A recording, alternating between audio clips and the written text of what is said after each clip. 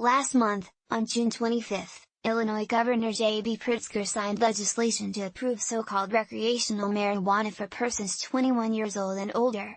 When this law, HB 1438 Senate Amendment 2, takes effect on January 1, 2020, it will allow the licensed growth, sales, possession and use of marijuana. The land of Lincoln becomes the 11th state to legalize this dangerous and toxic and for recreational purposes. The federal government still classifies marijuana as a Schedule I drug, which means it remains illegal. According to the DEA website, Schedule I drugs, substances, or chemicals are defined as drugs with no currently accepted medical use and a high potential for abuse.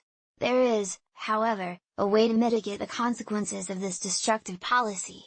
The bill that was passed by the General Assembly and hastily signed into law by our governor allows villages, cities and counties to opt out of marijuana retail sales.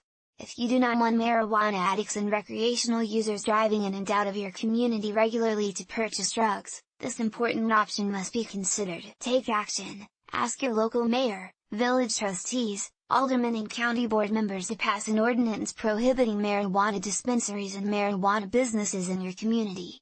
The village of Morton in central Illinois is the first municipality to pass such an ordinance. Their ordinance can serve as a template for other communities. Click here for this sample ordinance.